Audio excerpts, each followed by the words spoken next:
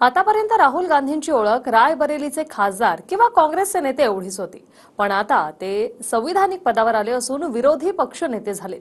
त्यामुळे यापुढे प्रचारांप्रमाणेच लोकसभेतही मोदी विरुद्ध गांधी असा सामना असेल।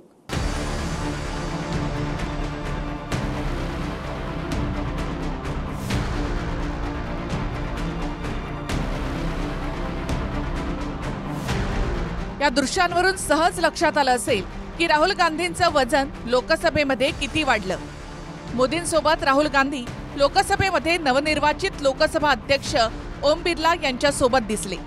त्याचं कारण आहे राहुल गांधी आता विरोधी पक्षनेते झाले, म्हणजेच विरोधकांचे प्रमुख म्हणून राहुल गांधी लोकसभेचा आवाज असतील। विशेष म्हणजे 10 वर्षांनी काँग्रेस किंवा विरोधकांना विरोधी पक्षनेता पद मिळाले, कारण 2014 आणि 2019 मध्ये विरोधी पक्ष नेत्यासाठी आवश्यक संख्याबळ काँग्रेसकडे नव्हतं। पण आता 99 खासदार असल्यामुळे काँग्रेसकडून राहुल गांधी विरोधी पक्ष नेते झाले। नरेंद्र मोदी आणि शहांना त्यांच्या ईस्ट इंडिया कंपनीला कोण अटी शर्ती घालणार? गेल्या 10 वर्षात त्यांच्या अटी शर्तीवरच लोकसभा चालली, पण आता त्यांना ते शक्य नाही। इतका मोठा विरोधी पक्ष समोर आहे, काँग्रेस 100 पेक्षा जास्त आहे। आता तर राहुल गांधी विरोधी पक्षनेते म्हणून समोर बसतात। त्याच्यामुळे रोज राहुल गांधींना रामराम करूनच शिष्टाचारानुसार मोदींना समोर बसावं लागेल। आणि संसदेचं अधिवेशन सुरू असताना मोदींना आता पळ काढता येणार नाही, कारण राहुल गांधी बसलेले आहेत। लोकसभा निवडणुकीत इंडिया आघाडीचं नेतृत्व एक प्रकारे राहुल गांधी यांनी केलं। राहुल गांधींच्या सभा गाजल्या, संविधानाचा मुद्दा राहुल गांधींनी लावून धरला। आधी पायी भारत जोडो यात्रा, नंतर न्याय यात्रेनं राहुल गांधी विरोधी पक्षनेत्यापर्यंत पोहोचले। निवडणुकीमध्ये राहुल गांधींमुळे काँग्रेसचाच नाही तर इंडिया आघाडीचाही फायदा झाला आणि इंडियाचं संख्याबळ 235 पर्यंत पोहोचलं। आता राहुल गांधी ईडी, सीबीआय, केंद्रीय दक्षता आयोग, केंद्रीय माहिती आयोग यांच्या संचालकांची निवड करण्याच्या समितीचे सदस्य असतील, ज्यामध्ये पंतप्रधान मोदींना राहुल गांधींची संमती घ्यावी लागेल। तसंच निवडणूक आयुक्त, लोकपाल, राष्ट्रीय मानवाधिकार आयोगाचे अध्यक्ष निवडण्याच्या समितीमध्ये राहुल गांधी असतील। संसदेच्या मुख्य समित्यांमध्ये सुद्धा विरोधी पक्षनेता म्हणून राहुल गांधींचा समावेश असेल।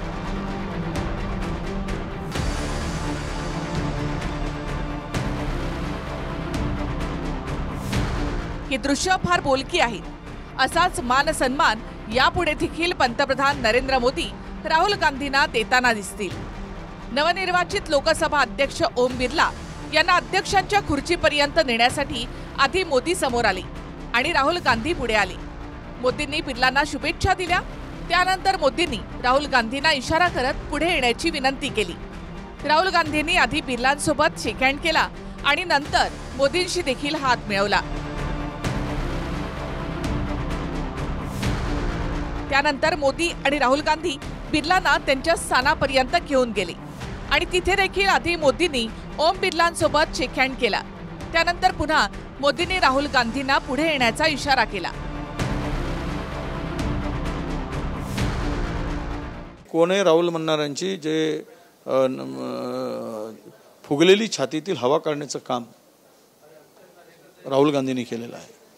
म्हणून राहुल गांधी कोण है? एक गांधी ने नमक के लिए लड़ाई लड़ी थी और देश को इकट्ठा करके उसका हक दिलाया था। दूसरा गांधी था कि जो 8000 किलोमीटर का प्रवास करके पूरे देश को जोड़ने का काम किया, देश के नफरत जो है वो दूर निकालने का काम किया, नफरत फैलाने वालों को उसकी जो आंखें उभरती वो आंखें झुकाने का काम किया। लोकसभेच्या अध्यक्षपदासाठी एनडीए कडून ओम बिर्ला आणि इंडिया आघाडीकडून के सुरेश यांनी अर्ज दाखल केले होते। लोकसभेच्या उपाध्यक्षपदाची मागणी भाजपनं नाकारल्यामुळे काँग्रेसनं के सुरेश यांना उमेदवारी दिली, पण ऐनवेळी विरोधकांनी मतविभाजन अर्थात मतदानाची मागणी न केल्यामुळे हंगामी अध्यक्षांनी आवाजी मतदानानं बिर्ला यांची निवड केली। Shri Om Birla, a member of this house, be chosen as the Speaker of this House. Those in favor may say aye. Those against may say no. The motion is adopted. Shri Om Birla is declared elected as the Speaker of this House. Speaker, sir, the question is not how efficiently the House is run. The question is how much of India's voice is being allowed to be heard in this House. So the idea, Speaker, sir, the idea that you can run the House efficiently by silencing the voice of the opposition is a non-democratic idea.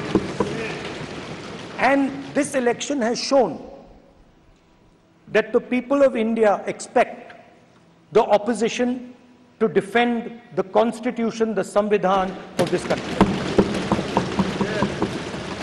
And we are confident that by allowing the opposition to speak, by allowing us to represent the people of India, you will do your duty of defending the constitution of India. विक्रम, आ तो गए, जाओगे कैसे? बड़े आराम से। देखिए, ये देश हेलो, मैं आ रहा हूँ। और हाँ, भगा कर ले जाऊंगा। सिक्योरिटी! भैया, भाग गई, पकड़ो उनको। हेलो, बोला था ना, भगा कर ले जाऊंगा। विक्रम! एक हिंट तो देते? हिंट? बड़े आराम से। गांधी घराण्यामध्ये लोकसभेचे विरोधी पक्षनेते होणारे राहुल गांधी तिसरे विरोधी पक्षनेते असतील.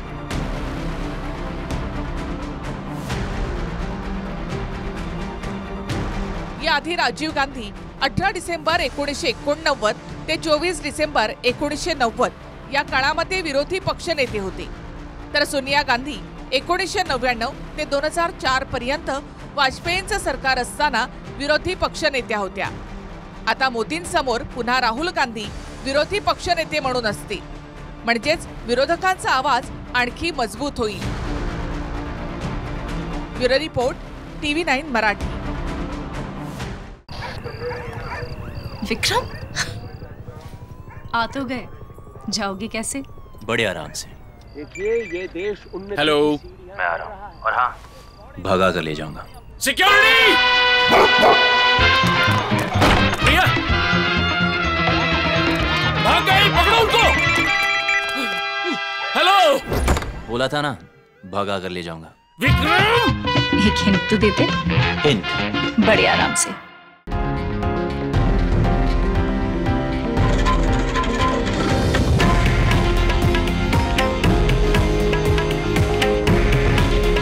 हे आहे देशातील नंबर 1 न्यूज नेटवर्क आणि आपण पाहत आहात TV9 मराठी. काळजी तुमची, हित महाराष्ट्राचं.